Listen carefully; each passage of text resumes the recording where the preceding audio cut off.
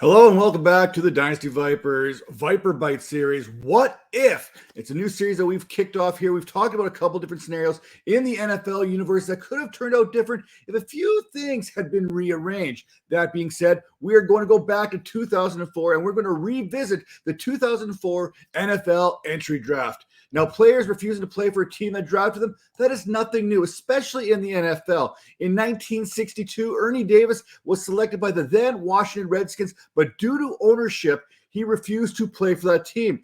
And the former Syracuse halfback and Heisman Trophy winner, who had been selected first overall by Washington, was traded to the Cleveland Browns. We all remember how great of a football player that John Elway turned out to be, but many forget just how good of a baseball player he was.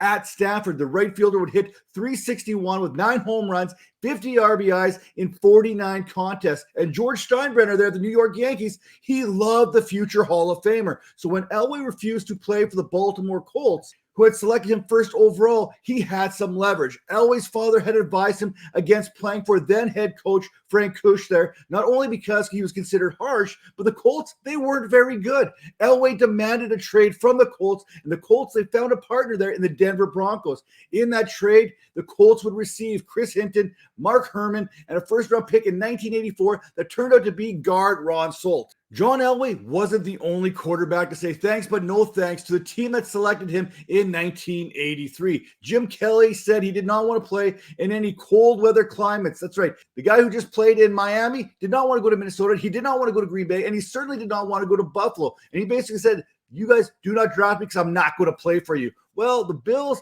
they passed on their first of 2 first-round selections that season, but with the 14th overall, they selected the Pittsburgh native who had an impressive college career there at the University of Miami. Now, Kelly stayed true to his word. He refused to sign with the Bills, and instead he chose to sign with the USFL's Houston Gamblers. The USFL would fold a couple seasons later, and Kelly would eventually become a Bill. Of course, we can't forget the Tampa Bay Buccaneers selection of Auburn running back Bo Jackson in the 1986 NFL Draft. Jackson refused to pay for owner Hugh Culverhouse after the Bucs owner had flown Jackson into Tampa for a meeting which was a violation of NCAA rules and ended Jackson's collegiate baseball career right there on the spot. There were some bad feelings that went down. When the Buccaneers selected Jackson, he went on the baseball route there and eventually being drafted in the 7th round in the 1987 draft by Al Davis and the Los Angeles Raiders. Also in that 1987 draft, the New England Patriots selected Rich Gannon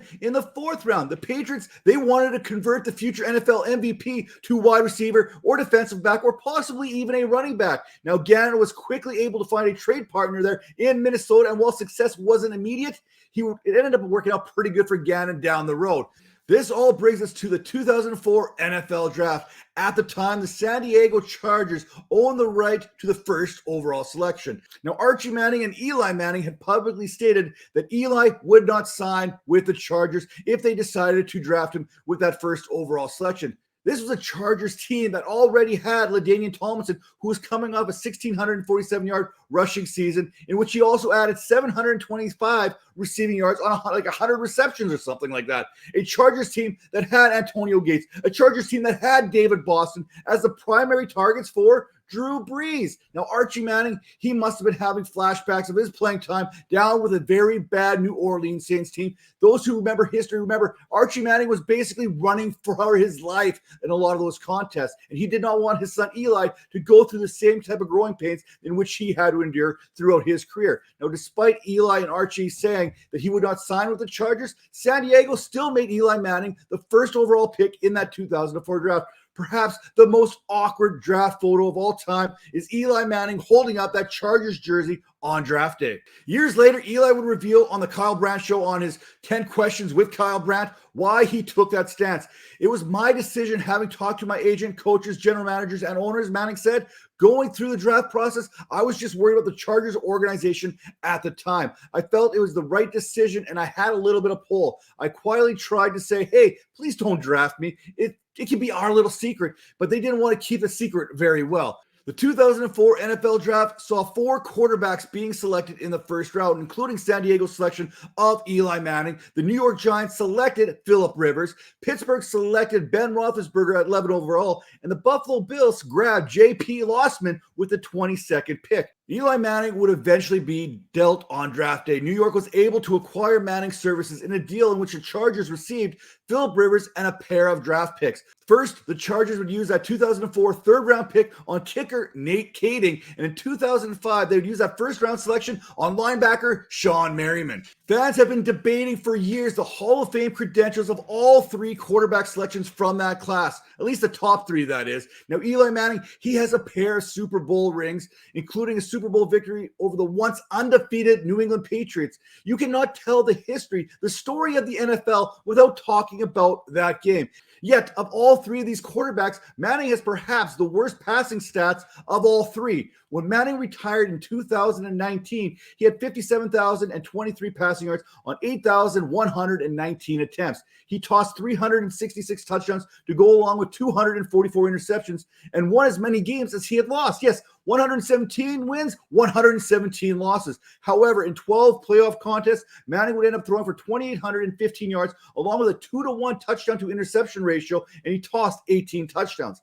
As for Phillip Rivers, he would retire with a record of 134 and 106 while throwing for 63,440 yards, 421 touchdowns, 209 interceptions, while averaging 7.8 yards per attempt. Success in the playoffs, however, eluded Rivers throughout his career as he won just 5 of 12 playoff contests. In those 12 games, Rivers would throw for an additional 2,965 yards and 16 touchdowns.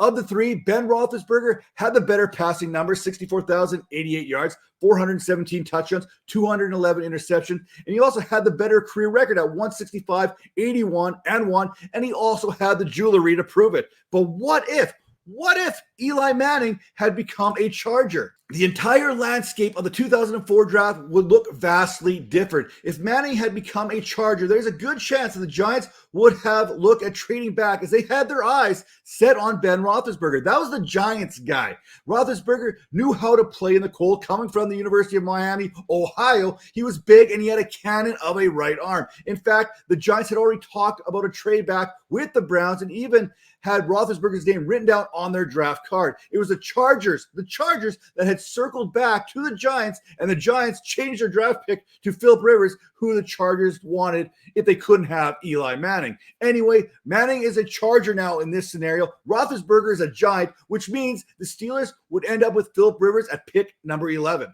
We look at Manning as a potential Hall of Famer because of his success in the playoffs and those rings. It's hard to get into the Hall if you don't have the rings.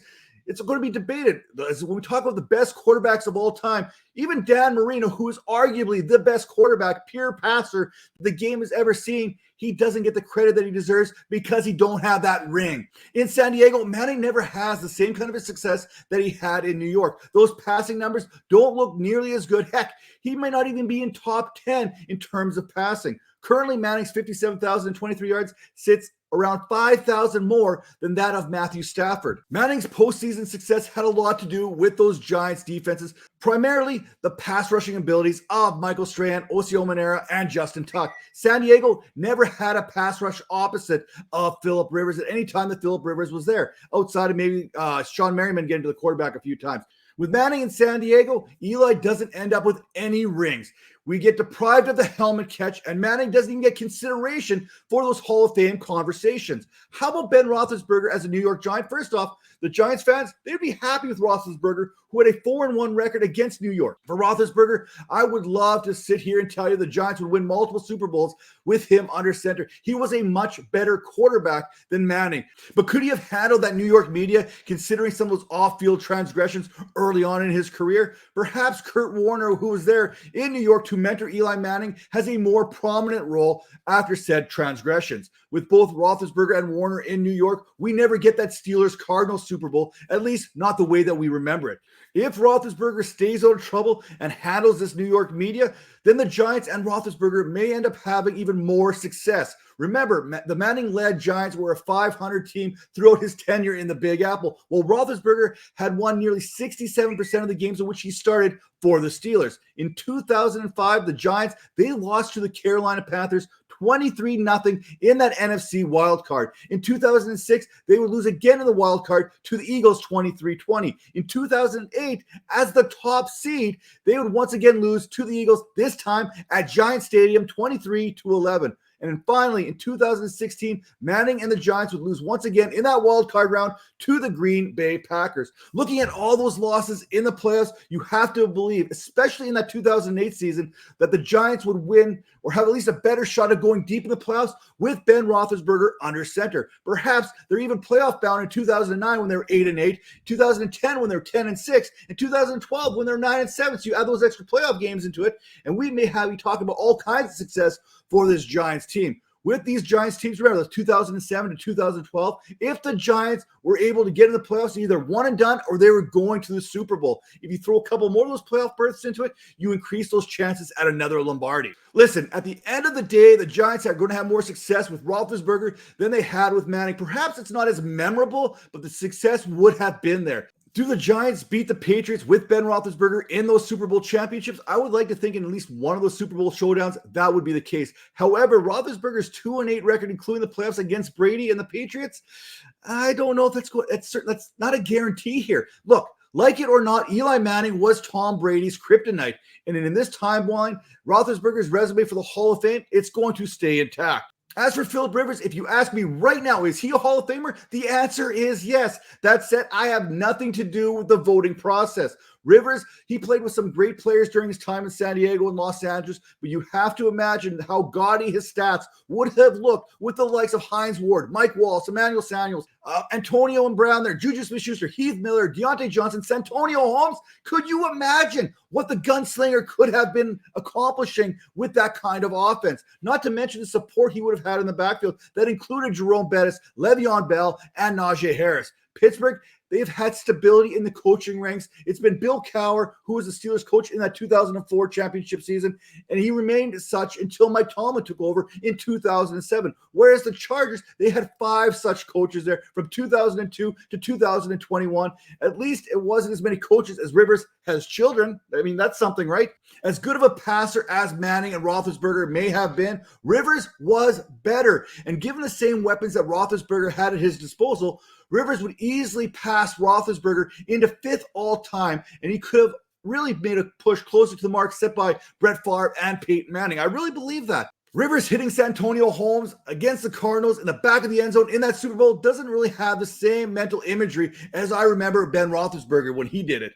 Then again, who knows? Maybe Warner is still in New York and the Steelers are playing the Eagles in Raymond James Stadium. Or hear me out. In this what-if scenario, why don't we just put Ben Roethlisberger in the Giants there, upsetting the Eagles, and they go on to dispatch the Arizona Cardinals in that NFC Championship, earning the right to meet Phillip Rivers and the Pittsburgh Steelers in Super Bowl 43. Oh, I got chills there. I'll let your minds play that scenario out. Now, the Super Bowl in which Ben Roethlisberger lost with the Steelers, it was a 31-25 defeat at the hands of the Green Bay Packers. I would question whether or not Rivers could have made a difference in that contest.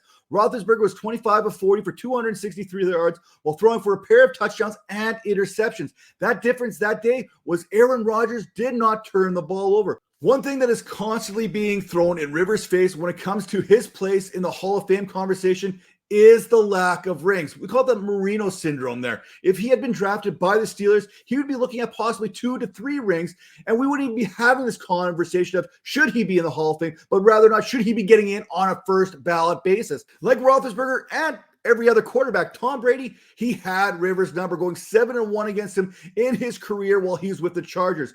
With a supporting cast in Pittsburgh and Rivers' gunslinger mentality, Rivers and the Steelers, they likely win an extra game or two against one of the greatest of all time along the way. At least the Chargers didn't end up with someone like Robert Gallery. If they would have, it would have made Raiders fans much happier. No Robert Gallery in silver and black, and possibly Eli Manning, Phillip Rivers, or Ben Roethlisberger, or even Larry Fitzgerald in silver and black. Man, a man can dream, can't he?